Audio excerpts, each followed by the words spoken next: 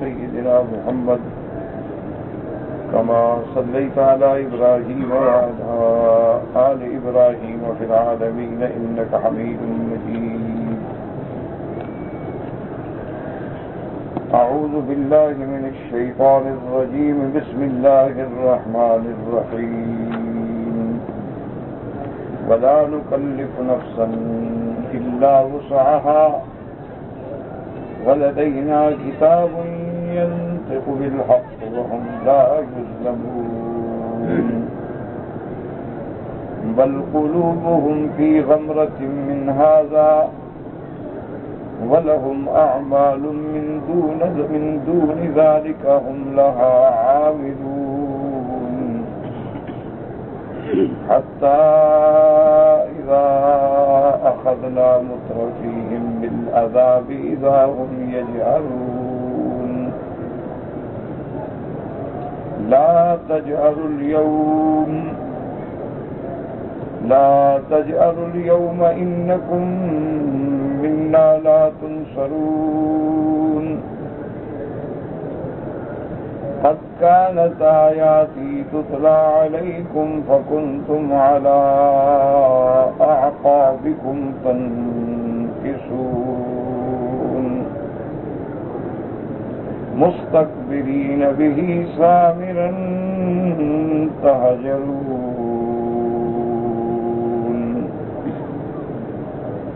اللہ تبارک و تعالی نے ان آیات مبارکہ میں مشرکین، کفار، اشقیاء کے بارے میں ذکر فرمایا ہے. جیسا سابقہ آیات میں آپ نے پڑھا ہے کہ اللہ نے مومنین یعنی شہداء کا ذکر فرمایا تھا کہ ان الذین هم من خشیۃ ربهم مشفقون الی آخر الآیات. یہ ذکر شہداء تھا. تو سنت اللہ ہے کہ قرآن مقدس میں جب بھی ذکر شہداء کا آئے گا تو اس کے ساتھ ذکر اشقیاء کا بھی آئے گا، اور جب ذکر اشقیاء کا آئے گا تو ساتھ شہداء کا بھی آئے گا. اس کی وجہ یہ ہوتی ہے کہ الاشیاء تتباین بالازداد. جب دونوں جانبین کا ذکر کر دیا جائے تو بات بڑی بہتر طریقے سے سمجھ آ جاتی ہے. تو ایک طرف اللہ نے مومنین کی صفتوں کا ذکر فرمایا، اس کے مقابلے پہ کافرین کے احوال کا ذکر فرمایا، اور لوگوں کے سامنے یہ دونوں صفتیں رکھ کے ان کو دعوت دی. غور کریں کہ آپ کس جماعت سے ہیں. قرآن مقدس میں ایسی باتیں جو ذکر ہوتی ہیں ان کا مقصد یہی ہوتا ہے کہ ہم اپنے نفس کا محاسبہ کریں کہ کیا ہمارے اندر ایمان والوں کی صفتیں پائی جاتی ہیں یا کافروں کی صفتیں پائی جاتی ہیں.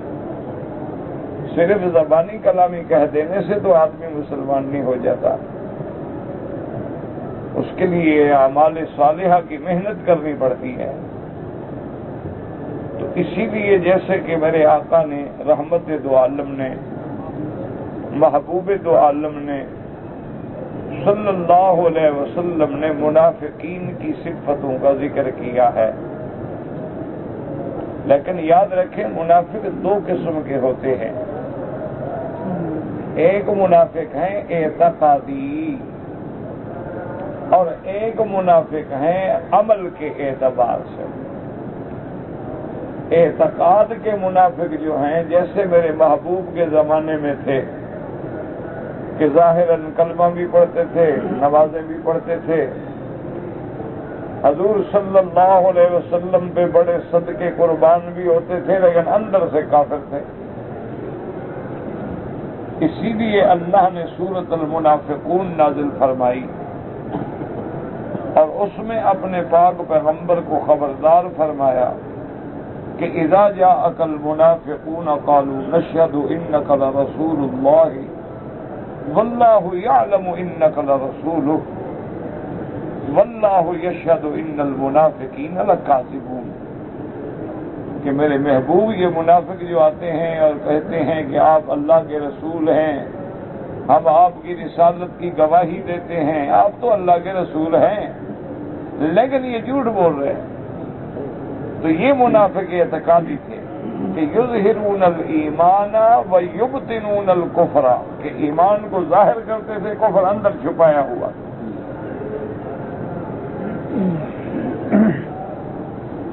اسی لیے قرآن پاک نے دوسری جگہ بھی ان کا ذکر فرمایا ہے کہ اذا لقوا الذین آمنوا قالوا آمنا، کہ جب مومنوں کو ملتے ہیں، مسلمانوں کو ملتے ہیں، کہتے ہیں بھائی ہم مسلمان ہیں، ہم مومن ہیں، ہم تمہارے بھائی ہیں. وَإِذَا خَلَوْا إِلَىٰ شَيَاطِينِهِمْ قَالُوا إِنَّا مَعَكُمْ إِنَّمَا نَحْنُ مُسْتَهْزِئُونَ. اور جب اپنی جماعت کافروں میں آتے ہیں تو کہتے ہیں بابا ہم تمہارے ساتھ ہیں، مسلمانوں سے تو ہم ٹھٹا مخول کر رہے ہیں، دھوکہ دے رہے ہیں، اور پھر تمہارے بھلے کے لیے ہم ملے ہوئے ہیں کہ ان کی خبریں تم کو پہنچا دیتے ہیں، اور اگر خدا رحمت کرے وہ کبھی کامیاب ہو گئے تو ہم تمہارے بھائی ادھر ہوں گے تو تمہارا بھلا کر لیں گے، ورنہ تو ہم تمہارے ساتھ ہیں، ان کو تو ہم دھوکہ دے رہے ہیں. تو یہ منافق تھے اعتقادی، جن کے بارے میں اللہ نے اپنے پیارے حبیب کو مطلع بھی فرما دیا تھا کہ یہ منافق ہے، یہ منافق ہے، یہ منافق ہے، یہ منافق ہے. لیکن میرے محبوب کے بعد تو وحی کا سلسلہ ختم ہو گیا. اب ہمیں کیا پتا کسی کے دل میں کیا ہے؟ دل کا بھید تو اللہ جانتا ہے نا، بندہ تو نہیں جانتا. تو اس لیے اب منافق عمل کے تو ہیں، لیکن اگر کوئی اعتقاد کا بھی ہو تو ہم فیصلہ نہیں کر سکتے. ہم ظاہر کو دیکھیں گے، باطن کا معاملہ اللہ پہ چھوڑیں گے. ایک آدمی کلمہ پڑھتا ہے، مسجد میں آتا ہے، ہم کہیں گے مومن ہے، ایمان والا ہے. اب اگر اس کے اندر کوئی اور چیز چھپی ہوئی ہے تو اللہ جانے. اب دیکھیں نا کتنے قادیانی ہیں جو پاسپورٹوں میں اپنے آپ کو مسلمان لکھوا کے اور اسلام کا دعویٰ کر کے آتے ہیں، حج بھی کرتے ہیں، مکہ مدینہ بھی آتے ہیں، لیکن ہمیں کیا پتا ہے؟ ظاہراً ان سے پوچھو تو کہتے ہیں بھائی عجیب بات ہے، ہم نماز پڑھ رہے ہیں، کعبہ شریف میں کھڑے ہیں، لبیک پڑھ رہے ہیں، ہم مسلمان ہیں، کلمہ پڑھتے ہیں، لا الہ الا اللہ محمد رسول اللہ. تو اب باطن کا علم تو پھر اللہ کو ہوتا ہے. کتنے لوگ ہیں جو مشرک ہیں، غیر اللہ کی ندا کرتے ہیں، قبروں پہ سجدہ کرتے ہیں، وہ بھی آ جاتے ہیں. کیونکہ باطن کا علم تو اللہ کو ہے نا، ظاہر کا فیصلہ ہوگا. البتہ ہاں نفاق کی کچھ علامتیں ہیں، کچھ نشانیاں ہیں. تو حضور نے کیوں بتلائی ہے کہ ہر بندہ غور کرے کہ میرے اندر یہ کوئی ہے تو نہیں ہے بیماری. فرمایا آیت المنافق ثلاث، حضور نے فرمایا منافق کی نشانیاں 3 چیزیں ہیں. اب ہر بندہ ذرا غور کرے کہ حضور پاک نے جو نشانی منافقوں کی بتائی ہے کیا ہمارے اندر یہ ہیں تو نہیں. پہلی نشانی کیا ہے؟ اذا حدث کذب، جب بات کرے تو جھوٹ ہی کرے. کیا خیال ہے آج کل مسلمان جھوٹ تو نہیں بولتے؟ دیکھ لیں، سوچ لیں. تو حضور نے فرمایا کہ جھوٹی بات کرنا جو ہے یہ منافق کی علامت ہے. مومن تو جھوٹ بول ہی نہیں سکتا، مسلمان تو کبھی جھوٹ نہیں بول سکتا. جھوٹ بولنا جو ہے علامت نفاق ہے. فرمایا اذا حدث کذب واذا وعد اخلف. اور دوسری نشانی یہ ہے کہ جب وعدہ کرے تو پورا نہ کرے. اور تیسری نشانی یہ ہے کہ اذا اؤتمن خان، کہ جب اس کے پاس کوئی امانت رکھی جائے تو خیانت کرتا ہے. اب امانت ضروری نہیں ہوتا کہ مال کی امانت ہو. المجالس بالامانات، کہ ایک مجلس میں آپ بیٹھے ہیں، باتیں سن رہے ہیں، یہ بھی امانت ہے. یہ نہیں کہ پھر لوگوں کو کہتے رہیں کہ آج یہ کہہ رہا تھا، وہ یہ کہہ رہا تھا، وہ یہ کہہ رہا تھا، یہ بھی خیانت. تو اگر فرمایا کہ یہ بھی منافق کی علامت ہے کہ جب امانت رکھی جائے تو اس میں خیانت کرے. اور ایک حدیث مبارک میں میرے محبوب نے ایک چوتھی علامت بھی فرمائی کہ اذا خاصم فجر، کہ منافق کی علامت یہ ہے کہ جھگڑا کرے تو گالیاں دے، بکواس کرے. اب غور کریں کہ یہ چاروں نشانیاں ہیں تو نہیں ہم میں؟ بکواس کرنا، جھوٹی بات کرنا، وعدہ خلافی کرنا، امانت میں خیانت کرنا، اور اگر ہیں تو پھر سوچ لو کہ حضور کی زبان سے منافق ہے۔ لاکھ ہم اپنے آپ کو مسلمان کہتے رہے، اور آج کتنے افسوس کی بات ہے اور دکھ کی بات ہے کہ کافروں سے اگر بزنس کریں، کاروبار کریں، تجارت کریں، وہ تجارت میں کبھی جھوٹ نہیں بولتے۔ اسی لیے حضرت بخاری رحمت اللہ علیہ فرماتے تھے کہ تجارت میں اور اقتصادی معاملات میں تو کافر جو ہے بدبختی مومن کا بھی باپ ہے، لیکن سیاسیات میں یہ ابلیس کا باپ ہے کہ کاروبار میں کبھی دوسری بات ہی نہیں کرے گا۔ آپ کو لکھے گا اس میں مٹی ہے تو مٹی، آپ کو لکھے گا کہ اس میں ہم نے اتنی چینی ملائی ہے تو چینی ہے، لکھے گا کہ بھائی یہ ڈائٹ ہے، اس میں کوئی میٹھا نہیں ہے، یہ شوگر والے کو نقصان نہیں پہنچائے گا تو نہیں پہنچائے گا، لکھے گا بھی ایک تھان کپڑے کا ہے، اس میں 30 یارڈ 30 گز ہے، وہ 30 ہی ہوگا، 30.25 ہوگا، 29.5 نہیں ہو سکتا۔ اگر وہ لکھے گا کہ اس میں 100% کا کاٹن ہے تو 100% کاٹن ہوگی، لکھے گا 80% ہے تو 80% ہوگی۔ سونے کا بات ہے، صاف لکھے گا بھی 14 کیرٹ ہے، 18 کیرٹ ہے، یہ 20 کیرٹ ہے، یہ 22 کیرٹ ہے، یہ 24 کیرٹ ہے، وہی ہوگا۔ لیکن ایک ماشاءاللہ ہم مسلمان ہیں، ہم سے کوئی کپاس خریدے تو ہم کپاس کی گٹھوں میں اینٹیں بند کر دیتے ہیں۔ ہم اگر اپنی فیکٹریوں میں دوائیں بنائیں تو ماشاءاللہ دوائی کے بجائے چنے کا آٹا کیپسولوں میں بھر دیتے ہیں، اور ہم اگر کسی چیز پہ لکھیں کہ کاٹن ہے تو انشاءاللہ وہ 100 پولیسٹر ہوگا۔ ہم حرم کے باہر کھڑے ہو کے گھڑی بیچیں گے، کہیں گے حاجی صاحب یہ بالکل 100% سوئٹزرلینڈ کی ہے، وہ چائنا کی ہوگی۔ تو یہ ہمارا حال ہے۔ اب دیکھ لیں کہ کیا منافقوں کی علامات تو ہم میں نہیں آ گئی۔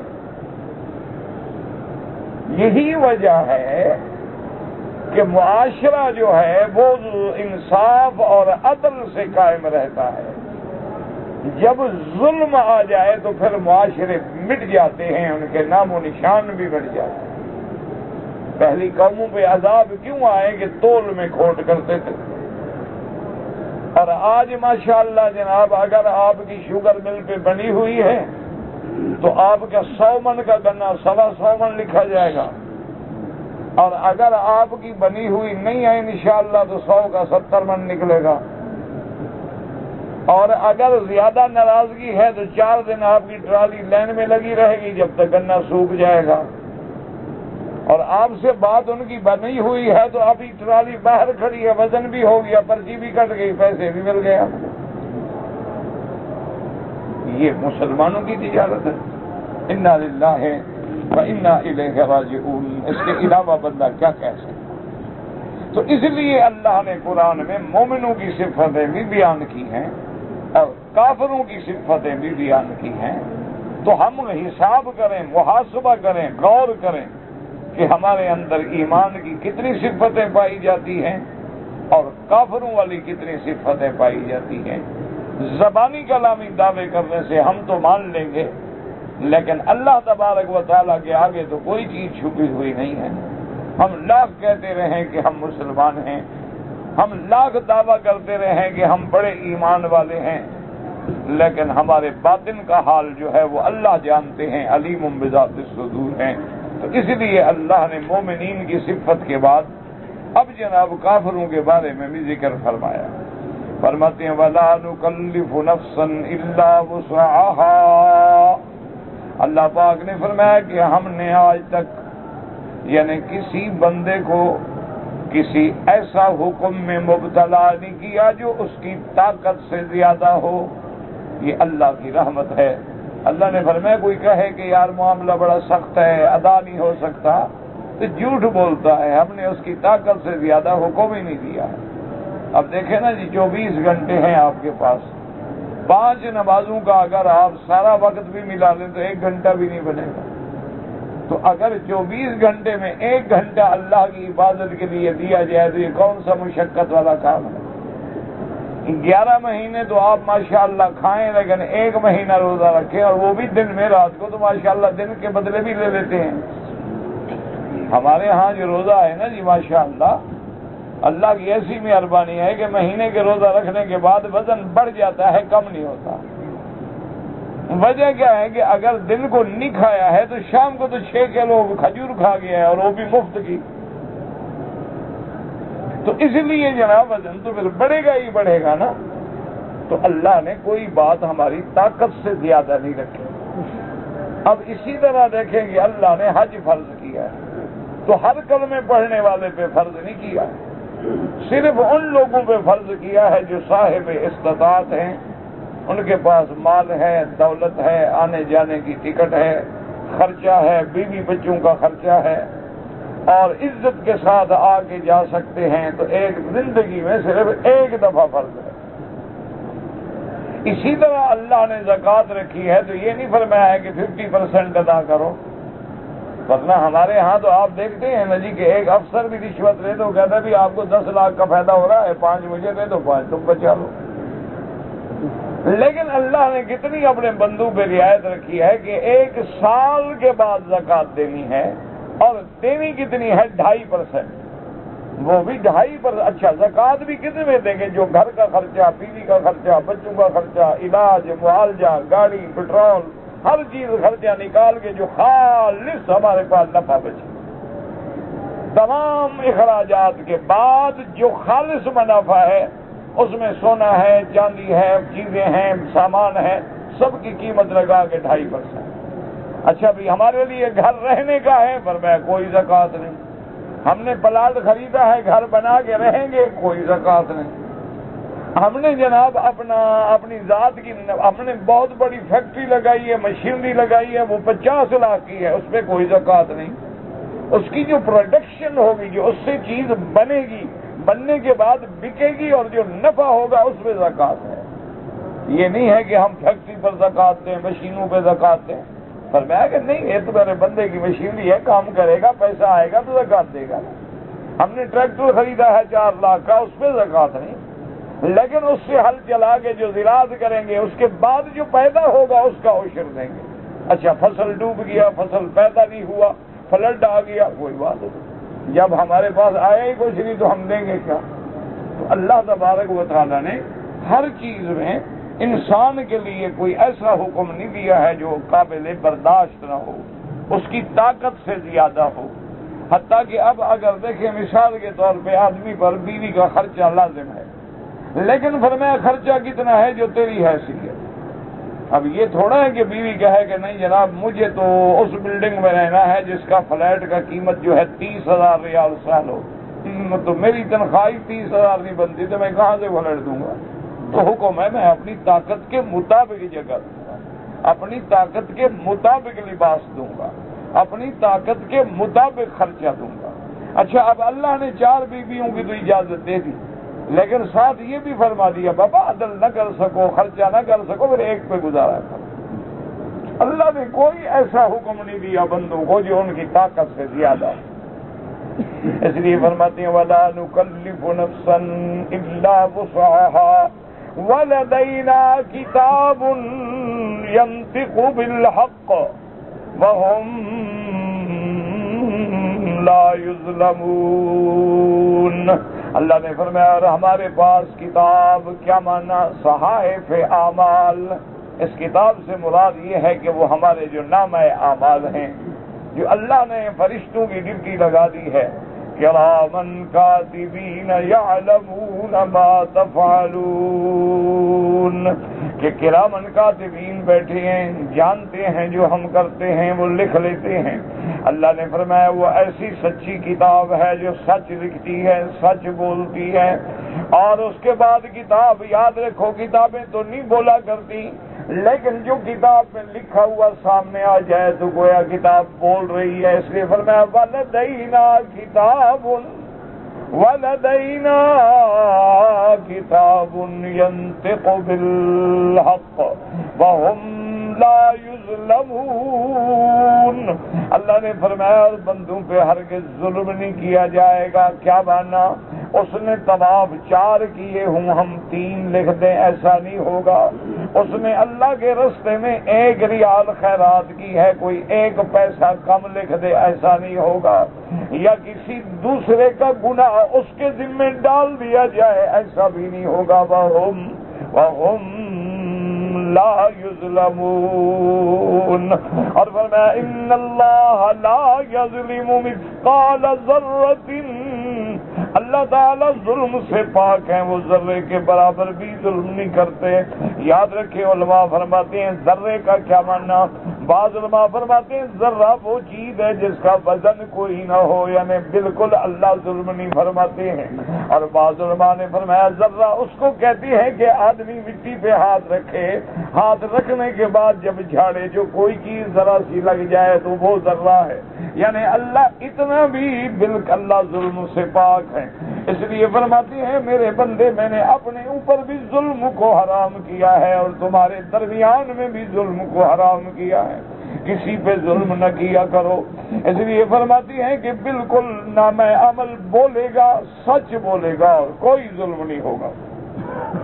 بل قلوبهم فی غمرۃ من ھذا وَلَهُمْ أَعْمَالٌ مِّن دُونِ ذَلِكَ هُمْ لَهَا عَامِلُونَ۔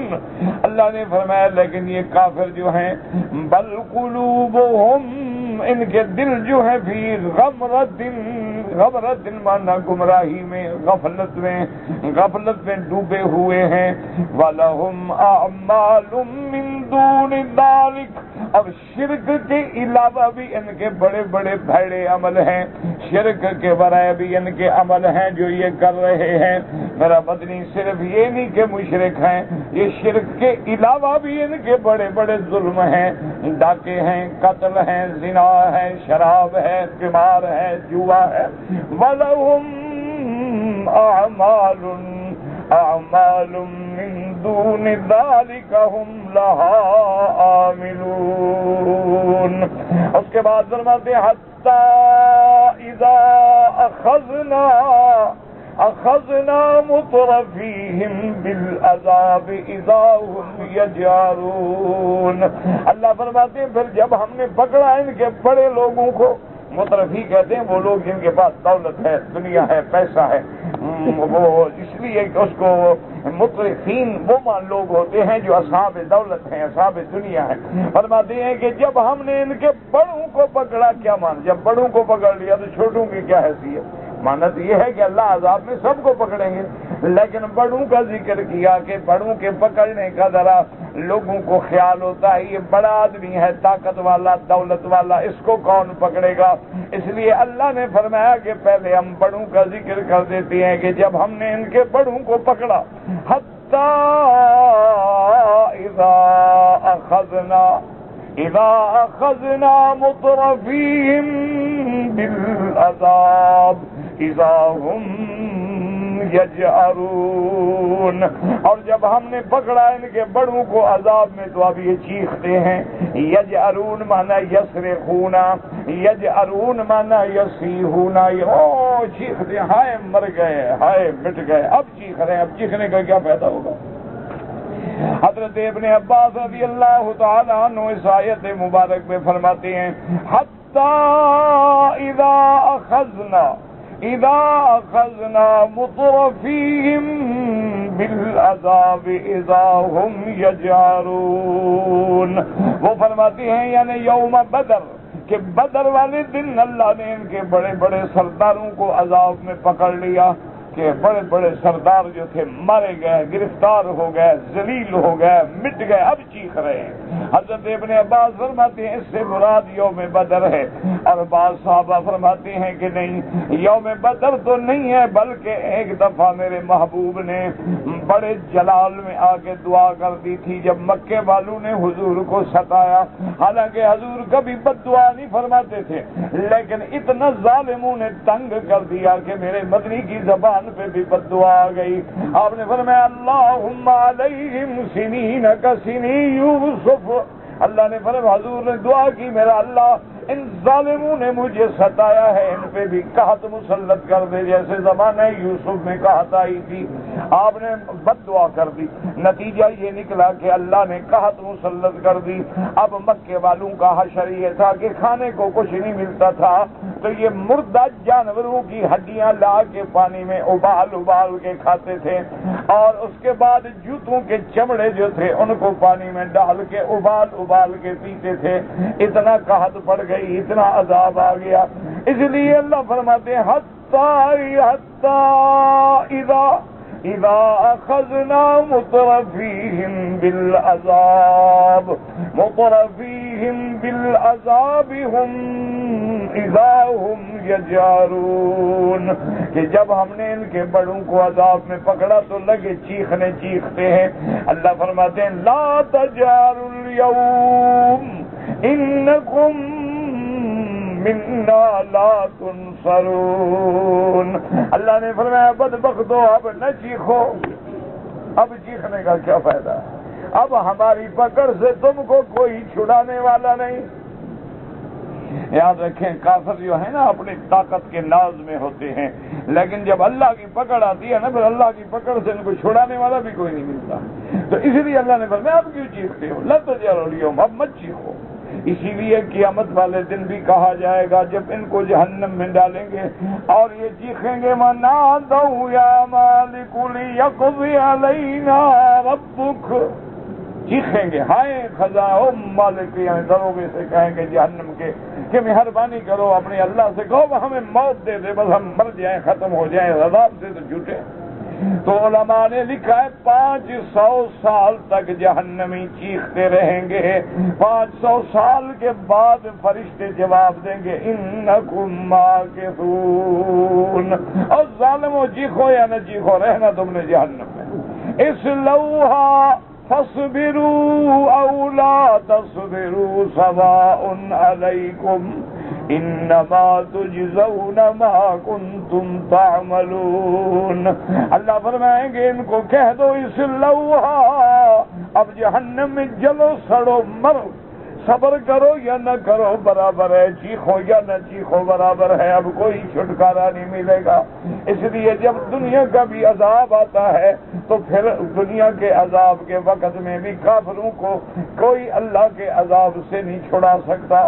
اس لیے حکم ہوگا لا تجاروا اليوم انکم منا لا تنصرون.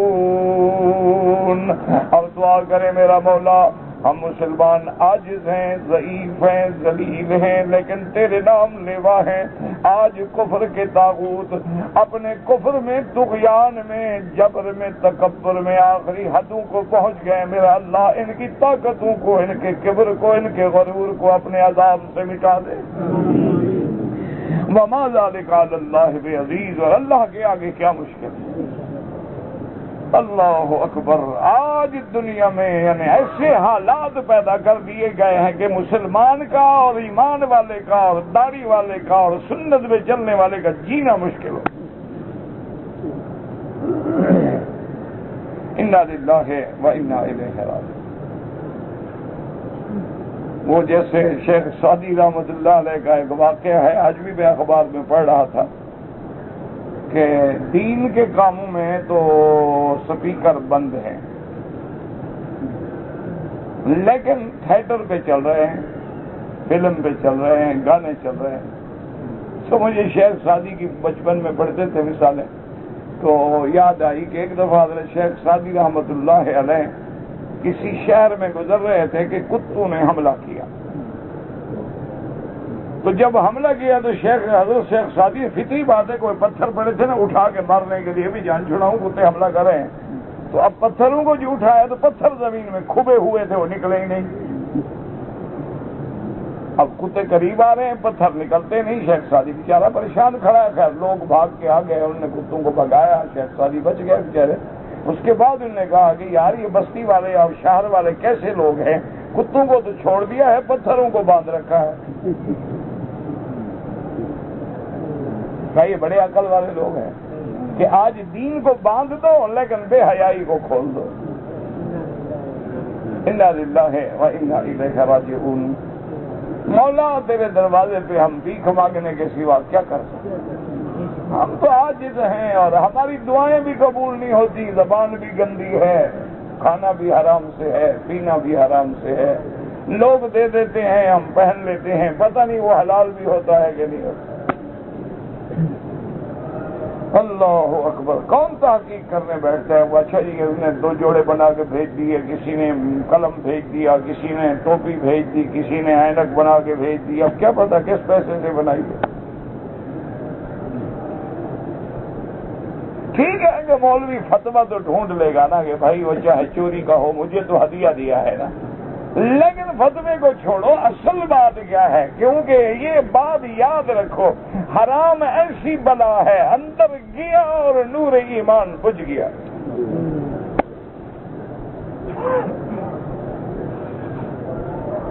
آپ نے ولی بننا ہے نا تو کوئی بڑی بات نہیں ہوتی، صرف حلال کھانا شروع کر دو، حرام سے بچ جاؤ. 1 مہینے کے بعد دیکھو ولایت ہی ولایت ہے، رحمت ہی رحمت ہے، نور ہی نور. صرف ایک احتیاط کر لو کہ حرام نہیں کھاؤں گا. جلسے میں تشریف لائے، ذرا حرام چھوڑیں، ذرا اطمینان نہیں ہوا کہ بھائی جس بی بی نے ہماری سالن اور روٹی پکائی ہے وہ بی بی نماز پڑھتی ہے یا نہیں پڑھتی. پتہ لگا نمازی نہیں ہے تو کھانا نہیں کھانا. کیا خیال ہے؟ آج کل بھی احتیاط ہوتی ہے. اللہ کے کعبے میں بیٹھے ہیں، یہ چھوڑو بھی وہابی ہیں، فلان ہیں، گلابی ہیں، وہابی ہیں، شتابی ہیں، شہابی ہیں، ان باتوں کو چھوڑو. اللہ نے عقل تو دیا ہے نا. ہم نے اپنے آنکھوں سے دیکھا ہے ان کو، بڑھاپا ہے، تقریباً 80 سال کی عمر ہے.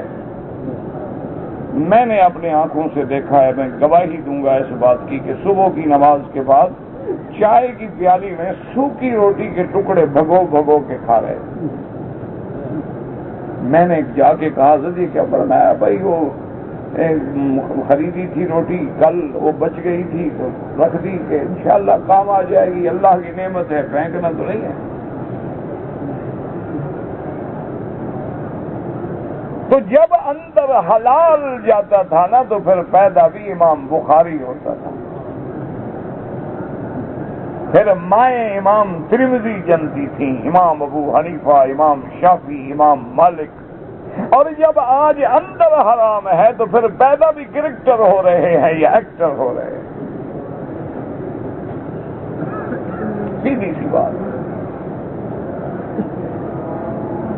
جب مائیں اپنے دودھ پلانے کے لیے بچے کو چیختا رہا لیکن وضو کر کے پلاؤں گی، بچے کو ہاتھ اٹھائیں گی تو بسم اللہ الرحمن الرحیم،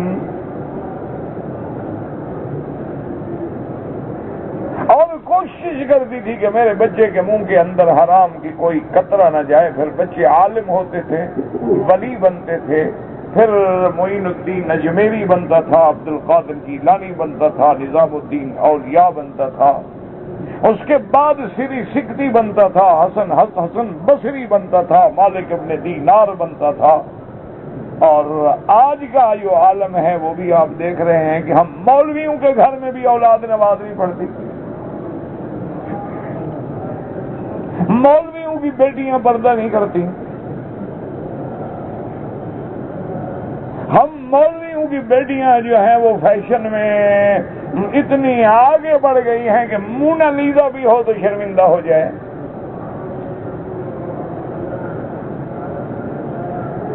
وجہ کیا ہے؟ وجہ وہی ہے، آپ نے پیسے دے دیے، ہم نے جیب میں ڈال دیے، پتہ نہیں حلال ہے حرام ہے پتہ نہیں. روٹی تو کم کھائے مچھندر.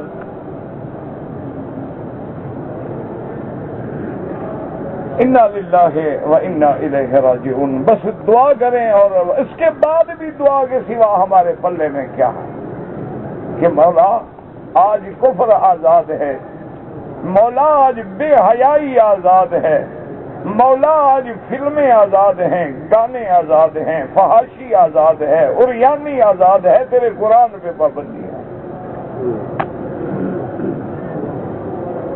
تیری شان ہے لیکن ہم امتحان کے قابل نہیں، رحم فرما. بس دعا یہ کرو کہ رحم فرما.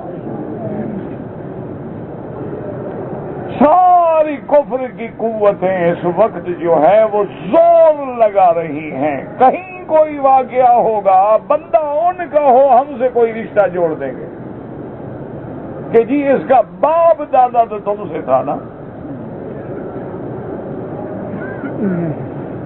یہ ایسا نہیں ہے، اس کے پیچھے کفر کی سازشیں ہیں، اس کے پیچھے کفر کی تخطیط ہے. کفر سے برداشت نہیں ہوتا کہ مسلمان کے پاس کوئی طاقت ہو، اور وہ گھیرا تنگ کرتے آ رہے ہیں. بس دعا کریں کہ اللہ مسلمانوں کی حفاظت کرے، عالم اسلام کی حفاظت کرے، اور اللہ اس بلد الامین کو بھی قیامت تک ہر فتنے سے محفوظ رکھے. مسلمانوں جب یہ گھر ہے تو دنیا ہے، کعبہ ہے تو دنیا ہے، کعبہ ہے تو امن ہے. اگر یہ نہیں تو پھر دنیا ختم. اس لیے دعا کیا کریں کہ اللہ حرمین الشریفین بلد الامین کو قیامت تک ہر فتن سے محفوظ رکھے، داخلی فتنوں سے بھی، خارجی فتنوں سے بھی، کفر کی سازشوں سے بھی، اور کفر کے مخططات سے بھی. اللہ قادر ہیں، اور ہمیں مولا تیری رحمتوں پہ یقین ہے، تیری قدرتوں پہ یقین ہے. کن لنا ولا تکن علینا وانصرنا علی من بغى علینا کن بنا رؤوفا رحیما ولا تجعلنا شقیا ولا محروما. اللہ کے آگے بس دعا کیا کرو. مسافر ہو، عمرے پہ آئے ہو، مسافر کی دعا بڑی منظور ہوتی ہے. تم اللہ کے مہمان ہو نا، مہمان کیسا بھی ہو میزبان کو بڑا خیال ہوتا ہے، اور میزبان جب خدا ہو تو اس لیے اپنے آپ کو گھٹیا نہ سمجھو. اللہ کے دروازے کے مسافر ہو، تم عمرے پہ آئے ہو. دعا المسافر مستجاب عالم اسلام کے لیے، اور جہاں جہاں اقلیت مسلمہ ہے ان کے لیے مساجد، مدارس، معابد، دین والوں کے لیے.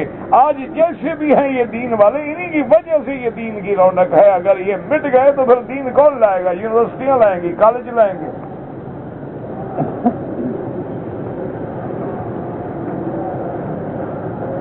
آپ مانتے ہیں آپ ڈاکٹر بنا دیں گے، انجینئر بنا دیں گے، ہم مانتے ہیں آپ آرکیٹیکٹ بنا دیں گے، ہم مانتے ہیں کہ آپ کوئی الیکٹرانک کا انجینئر، کمپیوٹر کا انجینئر بنا دیں گے، لیکن بخاری اور حدیث پڑھانے والے تو یہی بیچارے داڑھی والے ملا کام کرتے ہیں. اللہ اکبر. بس دعا کیا کرو، اور کچھ بھی نہیں چاہیے. قد كانت آياتي تتلى عليكم فكنتم على أعقابكم تنكصون. اللہ فرمائیں گے بدبختو، اب جو چیختے ہو جب تم قد كانت آياتي، میرے قرآن کی آیات تم پہ پڑھی جاتی تھی، میرے نبی آتے تھے سناتے تھے، لیکن تم تو الٹے پاؤں مڑ کے جاتے تھے، دیکھتے بھی نہیں تھے ہماری آیات کی طرف. مستکبرین بہ سامرا تہجرون. تکبر کرنے والے، رات کی چاندنی میں بیٹھ کے قصے کہانیاں کرنے والے. سامر کہتی ہیں رات کو جاگنا اور قصے کہانیاں کرنا. اور تہجرون کا معنی جھوٹی باتیں گھڑنا. کبھی کہتے تھے یہ نبی نہیں شاعر ہے، کبھی کہتے تھے ساحر ہے، کبھی کہتے تھے دیوانہ ہے. ہم نے تو نبی بھیجے، پیغمبر بھیجے، قرآن بھیجا، لیکن تم تو رات کو بیٹھ کے قصے کہانیاں کر کے ان کو جھٹلاتے تھے. تو آج چکھو عذاب، آج پھر کیوں چیختے ہو؟ ہم نے تمہیں ایسے تو عذاب نہیں دیا، ہم نے تو حجت پوری کر دی ہے. قرآن بھی بھیجا، پیغمبر بھی بھیجا، نبی بھی بھیجا، اس نے تمہیں دعوت بھی دی، تمہیں بلایا بھی، لیکن تم نے انکار کیا. صرف انکار نہیں کیا، تم تو میرے نبیوں کو جھوٹا کہتے رہے، جادوگر کہتے رہے. اب کیوں چیختے ہو؟ لا تجعلوا اليوم، آج مت چیخو، تمہیں ہمارے عذاب سے کوئی چھڑانے والا نہیں ہوگا. واللہ اعلم.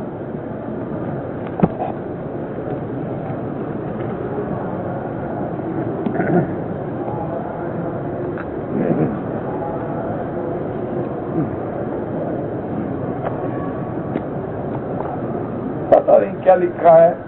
مجھے بتانے کے بعد دوسرا عمرہ تھا لیکن میں نے پورے بال نہیں نکالے. اچھا کتنے نکالے؟ اگر چوتھا حصہ بالوں کا نکالا ہے تو ٹھیک ہے، ٹک لگائے ہیں تو بال بھی کٹواؤ اور ایک بکری دم بھی ادا کرو.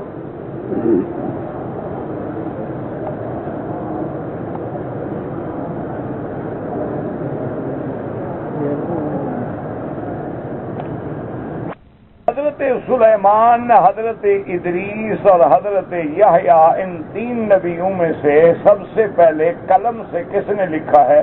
جواب میں دوں، انعام تم لو. کیوں بھائی؟ یہ سوال آتے ہیں نا مسابقے میں انعام لینے کے لیے. پوچھے مولوی بکی صاحب سے، انعام یہ دے گا.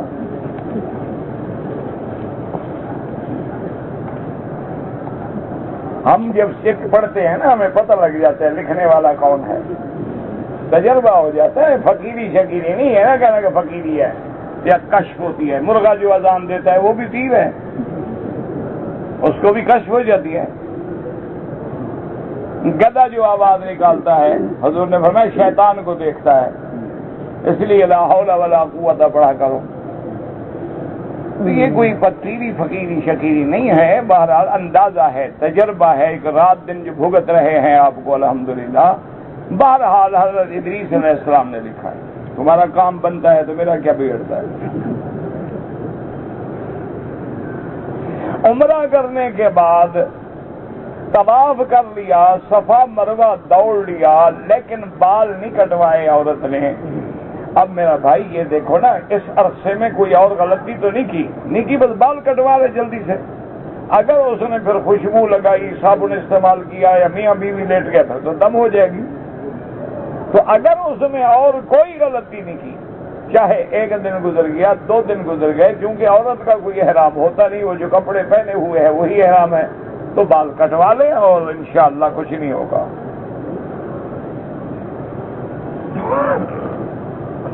میں نے اپنی بیوی کے عمرے کے بعد اپنے بال نہیں کٹوائے تھے کہ میں نے پہلے بیوی کے بال کاٹ لیے، کوئی حرج نہیں، کوئی مسئلہ نہیں.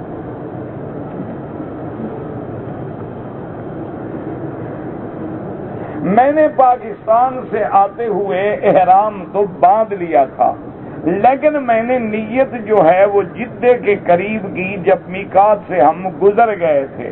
میرا بھائی احرام جو باندھ لیا تھا آپ نے، یعنی 2 چادریں باندھی تھی، تو آخر غسل کیا ہوگا، 2 رکعت نفل پڑی ہوگی، لبیک پڑا ہوگا، تو بس وہی نیت ہو گئی. اور اگر تم نے کچھ نہیں کیا تھا، یعنی نہ وضو کیا، نہ غسل کیا، نہ نیت کی، نہ لبیک پڑا، یہ چپ کر کے صرف چادریں باندھنے کے راستے میں میں میقات پر جہاز میں نیت کروں گا، لبیک پڑھوں گا، اور پھر تم گزر گئے اور جدے میں پڑا تو دم پڑ گئے.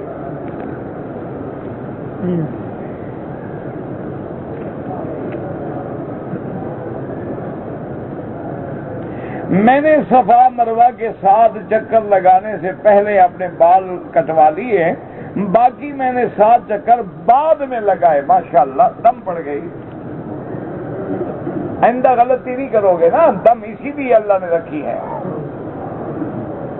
کہ 300 ریال کو جب 16 سے ضرب دو گے نا تو 4800 روپے کا بکری بنے گی. مجال ہے تمہیں ساری زندگی یہ مسئلہ بھولے.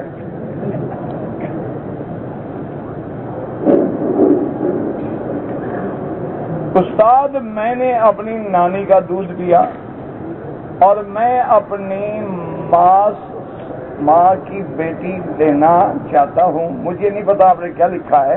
بہرحال ایک بات سمجھ لو، تم نے اپنی نانی کا دودھ پیا تو نانی کو یا تمہاری ماں بن گئی. اب اس کی جتنی اولاد ہے وہ تمہارے بھائی بہن ہیں.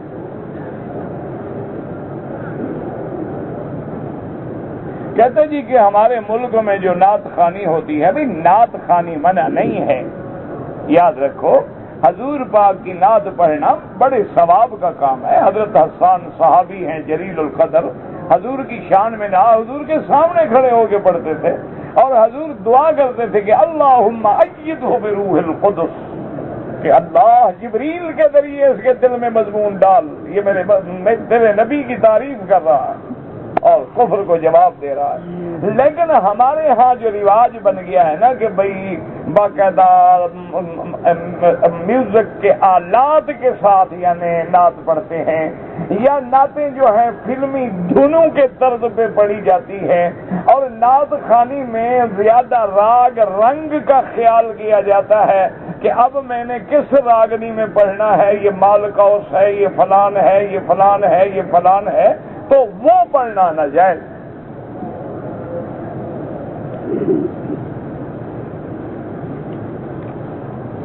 میں ایک دوست عمرے کے لیے نانی کے ساتھ آیا، وہ 7 دن سے غائب ہے اور ہمیں وہ نانی مل نہیں رہی، تو دعا کر سکتے ہیں ہم، اور کیا کر سکتے ہیں؟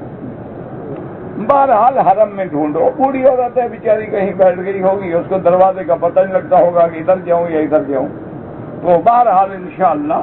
اور بعض علماء کہتے ہیں کہ سورۃ والضحیٰ پڑھ کر اگر ڈھونڈتے رہو اور پڑھتے بھی رہو تو انشاءاللہ وہ جلدی مل جائے گی۔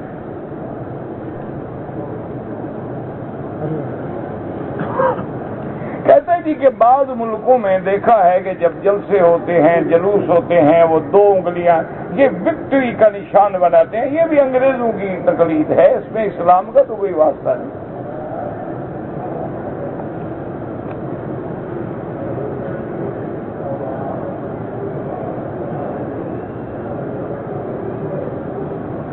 میں نے لاہور سے احرام باندھا، عمرے کی نیت کر لی، لیکن کسی وجہ سے میں نے اپنے بہنوئی کو احرام اتار کے دے دیا، سفر میں نے بغیر احرام کے کیا، مسجد عائشہ سے پھر عمرہ کیا، احرام باندھ کے دم ہو گئی۔ یہ مذاق ہے کہ جب چاہو باندھ لو، جب چاہو کھول دو؟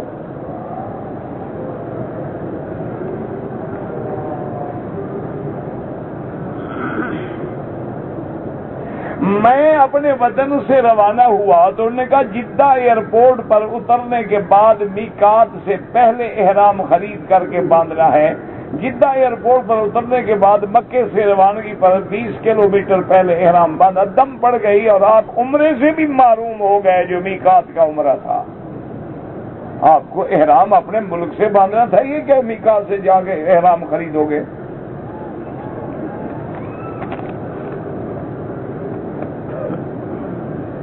کہتے جی کہ گھر کے اندر اگر پانی پہ دم کر کے سورۃ البقرہ چھڑکی جائے تو جادو کا اثر ختم ہو جاتا ہے؟ ہاں بالکل ہو جاتا ہے، شیاطین جنات سب بھاگ جاتے ہیں۔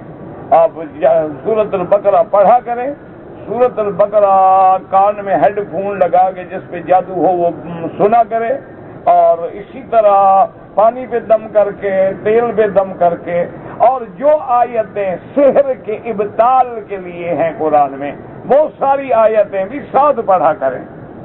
وہ انہو لا یفلح الساحر حیث اتی، اسی طرح اور بھی بہت حضرت موسیٰ علیہ السلام کے قصے میں ہیں، تو ساری آیتیں جو ابطال سحر کے لیے ہیں وہ بھی پڑھیں، سورۃ بقرہ بھی پڑھیں اور سنیں بھی، اور گھر میں کوشش کریں کہ ٹیپ لگا دیں، ہر وقت سورۃ البقرہ چلتی رہے، انشاءاللہ شیاطین الجن والانس سب بھاگ جائیں گے، اللہ کے قرآن سے کوئی مقابلہ نہیں کر سکتا۔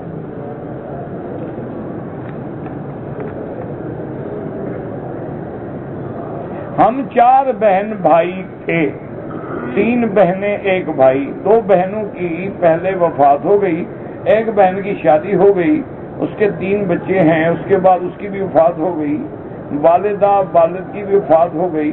بہرحال یہ مسئلہ میراث ہے، آپ اپنے علاقے کے عالم کو تفصیل لکھ کے دیں اور میراث کا مسئلہ معلوم کریں، یہ سننے سے آپ کو سمجھ ہی نہیں آئے گا۔ کہتا جی کہ غیر مسلم بھی رہتے ہوں اور نافرمان مسلمان بھی ہوں تو تبلیغ کس کو کریں؟ پہلے مسلمانوں کو کریں۔ یہ بھی شیطان نے خیال ڈالا ہوا ہے نا، ہاں جی مولوی کافروں کو جا کے کیوں نہیں تقریر کرتے، مسلمانوں کو کیوں کرتے ہیں؟ یہ قرآن کا حکم ہے، حضور کافروں کو تقریر کر رہے تھے۔ حضرت عبداللہ ابن ام مکتوم مسلمان تھے، آئے اور کہا علمنی یا رسول اللہ، حضور کو ناگوار گزرا کہ میں کافروں کو تبلیغ کر رہا ہوں، ہو سکتا ہے وہ مسلمان ہو جائیں۔ اللہ نے قرآن بھیجا کہ عبس وتولی ان جاءہ الاعمی،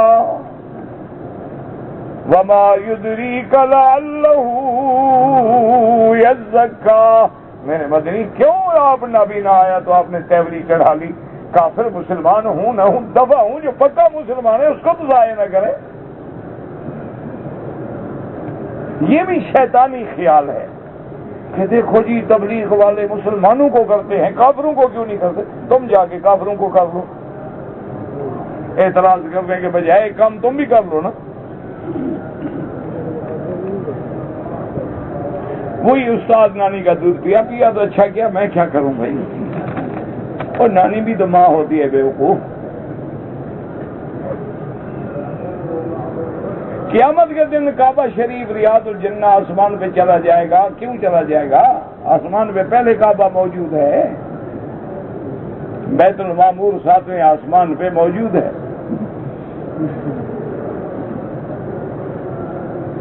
ازلفت الجنہ، جنہ قریب کی جائے گی، یعنی معنی یہ ہے کہ مومنوں کو دکھائی جائے گی. جب چیز نظر آ جائے تو قریب ہو گئی نا.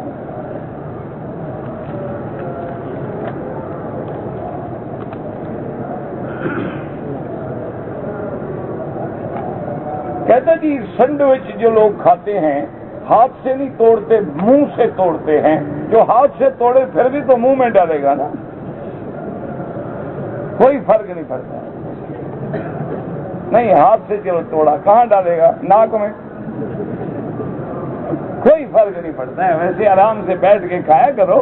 ویسے کافروں نے یہ بھی ہمیں ایک سبق پڑھا دیا ہے نا، ایک ہاتھ میں سینڈوچ ہو، ایک میں کوکا کولا کا گلاس ہو، اور چلتے پھرتے جانوروں کی طرح کھاتے رہو. حالانکہ حکم ہے کہ بیٹھ کے کھاؤ، آرام سے کھاؤ.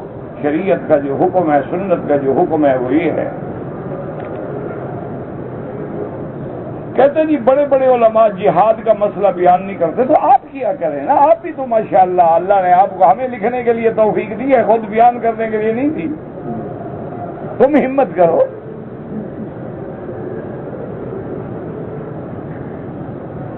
اگر کسی زمیندار کی بیٹی زمین کا حصہ اپنے والد کی جائیداد کا بھائیوں سے نہ لینا چاہے، ایسی پاگل بیٹی میں نے نہیں دیکھی آج تک. آپ زمین اس کو دے دیں، پھر دیکھیں لیتی ہے کہ نہیں لیتی. اس بیچاری کو پتا ہے کہ ظالم لوگ ہیں، نہیں دیں گے، مانگ کے کیوں میں شرمندہ ہوں، اس لیے وہ نہیں لیتی. اس کو پتا ہے یہ ڈاکو ہیں، یہ غاصب ہیں، یہ چور ہیں، یہ ظالم ہیں.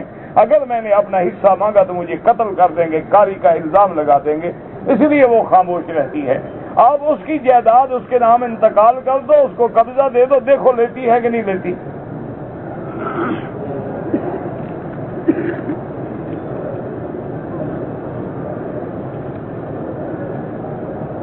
یہودیوں نے نقشہ تیار کر رکھا ہے مدینے کا. آج کی بات ہے، 100 سال پہلے کی بات ہے.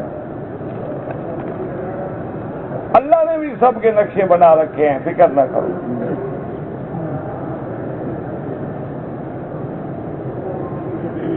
حضرت آدم نے محمد مصطفیٰ کے وسیلے، بابا کوئی حدیث نہیں ہے، میں نے عرض کر دیا تھا، ہے حدیث تو مجھے دکھا دو، میں مان لوں گا. جھگڑے والا تو میں مولوی نہیں. آپ مجھے حدیث دکھا دیں کہ حضرت آدم نے حضور کے وسیلے سے دعا مانگی ہے، اور وہ حدیث سیاستہ میں ہو، عقیدے کا مسئلہ ہے، صحیح حدیث ہو، بالکل ہم آپ کے ساتھ ہیں، مان لیں گے، کوئی جھگڑا ہے ہی نہیں. کچھ عربی لوگ ہیں جن کی داڑیاں ٹھیک نہیں ہیں، تو ہم نے ان کا کلمہ تھوڑا پڑھا ہے، ہم نے تو کلمہ حضور کا پڑھا ہے، ان کا تھوڑا پڑھا ہے کلمہ. عربیوں میں چور بھی ہوتے ہیں، ڈاکو بھی ہوتے ہیں، قاتل بھی ہوتے ہیں، فاسق فاجر بھی ہوتے ہیں، اولیاء اللہ بھی ہوتے ہیں، ہر قسم کے لوگ ہوتے ہیں.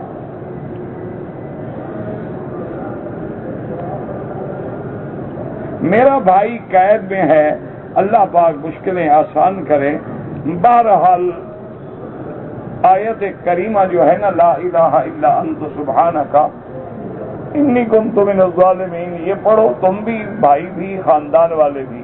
یہ اتنا بڑی عظیم آیت ہے کہ اللہ نے یونس علیہ السلام کو مچھلی کے پیٹ کے قید خانے سے نکال دیا، تو بندوں کے قید خانہ کیا چیز ہے.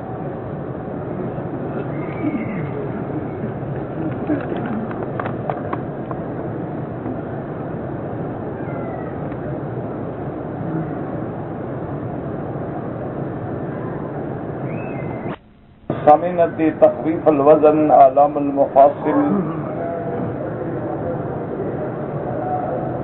اللہ عالم. هل يجوز لبس هذا السوار؟ فهذا السوار اذا كان استعماله للعلاج فلا حرج به ان شاء اللہ. یہ رکھ لو، میں دیکھوں گا پھر پڑھوں گا تفصیل کیا لکھا ہے. قرآن شریف بغیر وضو کے یاد ہو تو پڑھ سکتے ہیں لیکن ہاتھ نہ لگائیں. قرآن شریف کو چھوئیں نہیں.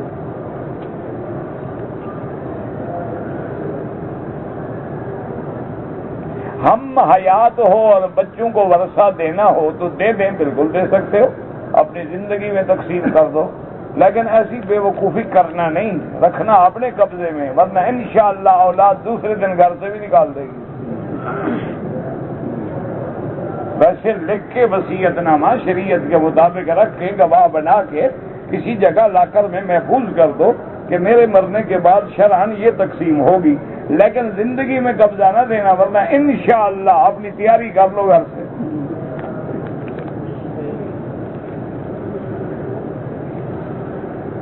یہ بھی ان کی مہربانی ہوگی کہ صرف نکال دیں، ورنہ تو اولاد آج کل بڑی سمجھدار ہے، پاگل خانے بھی لے جاتے ہیں، کہتے ہیں ابا پاگل ہو گیا. پاگل تو ہوگا جس کی اولاد کا فرمان ہو جائے، تو باپ پاگل نہیں ہوگا تو کیا ہوگا؟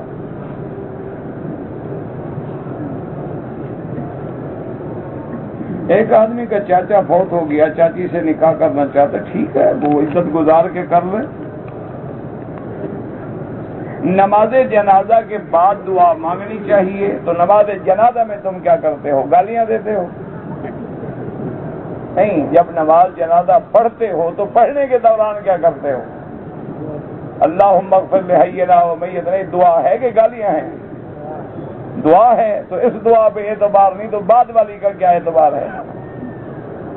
بعد والی دعائیں بدعت ہیں، صرف قبر پہ کھڑے ہو کے دعا سنت ہے.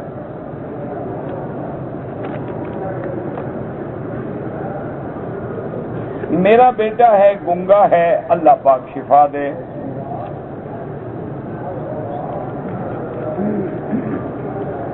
کہتے جی کہ نماز کی حالت میں سلام کا جواب ہاتھ سے دینا چاہیے.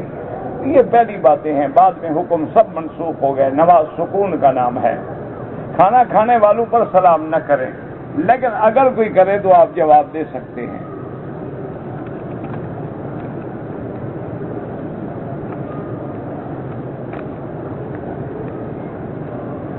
اگر غسل کے وقت ہم وضو کے ارکان پورے کر لیں تو وضو ہو جائے گا؟ ہاں بالکل ہو جائے گا. پہلے آپ وضو کر لیں، پھر آپ غسل کر لیں، وضو ہو گیا، دوبارہ وضو کرنے کی کوئی ضرورت نہیں.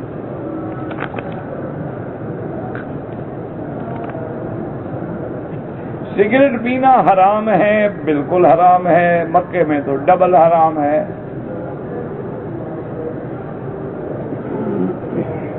پاکستان میں جو محفل نعت ہوتی ہے، میں نے کہا نا کہ اگر نعت خوانی سنت کے مطابق ہے، اس میں کوئی ساز وغیرہ نہیں ہے، کوئی راگ راگنیاں نہیں ہیں، بالکل ٹھیک ہے.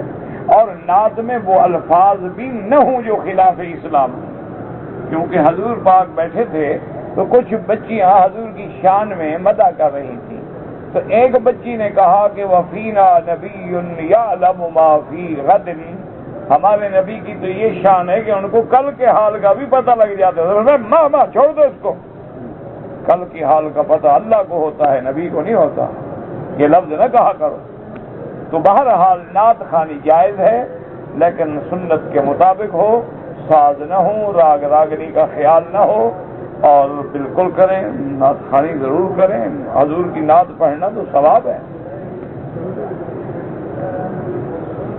کہتے جی کہ اگر حجر اسود کو بوسہ نہ دے سکیں، دور سے اشارہ کریں، ثواب میں کوئی کمی نہیں. کہتے جی کہ لوگ دھکے دیتے ہیں، اللہ ہدایت دے.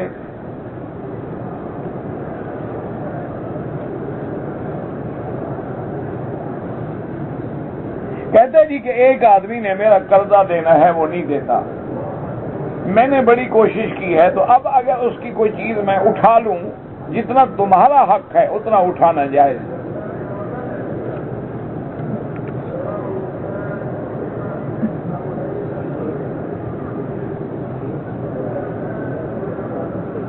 ایک عورت نے مدینے پاک سے احرام باندھا، جب مکے میں پہنچی تو اس کو کچھ خون کی علامت آئی، لیکن اس کی مدت حیض ابھی نہیں آئی تھی، 10 دن ابھی دیر تھی۔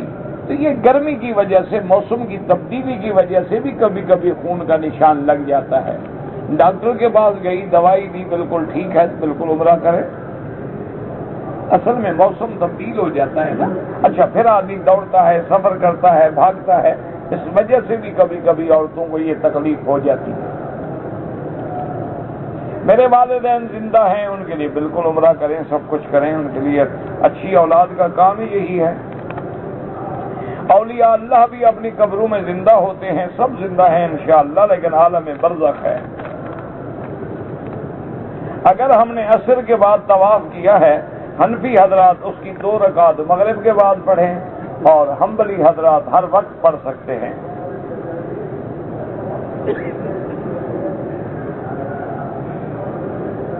میرے والد نے 10 ذی الحج کو بڑے شیطان کو کنکری مار لی، طواف زیارت کیا، 2 بجے قربانی کی، سر کے بال شام کو 6 بجے کٹوائے، ٹھیک ہے، کوئی ترتیب غلط نہیں ہوئی۔ طواف زیارت حنفیوں کے نزدیک بھی ترتیب میں شامل نہیں ہے، احناف کے نزدیک بھی ترتیب جو ہے وہ کنکری مارنا، قربانی کرنا اور بال کٹانے میں ہے، طواف اس میں شامل نہیں ہے۔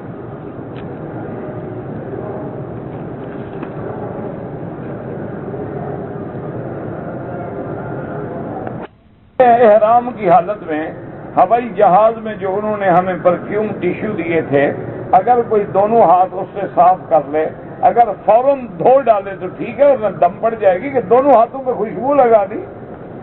خوشبو لگانا منع ہے، چاہے وہ ٹاول میں ہو، چاہے وہ ٹیشو میں ہو، چاہے وہ ویسے ہاتھ میں ہو۔ اگر اس کو خیال آ گیا اور اس نے فوراً جا کے دونوں ہاتھ دھو ڈالے تو پھر اس پہ کوئی جرمانہ نہیں۔ اگر نہیں دھوئے اور خوشبو لگا کے بیٹھے رہے تو پھر اس پر دم پڑ جاتی ہے، اور چونکہ ہاتھ دونوں پہ خوشبو لگ گئی ہے، یعنی عضو کامل پہ خوشبو آ گئی تو دم پڑ گئی۔ اللہم صلی علی سیدنا محمد وعلی آل سیدنا محمد وبارک وسلم یا حی یا قیوم یا ذا الجلال والاکرام۔ اللہم فرج ہم المحمومین ونفس کرب المکروبین واقض الدین عن المدینین واشفنا واشف مرضانا ومرضى المسلمین۔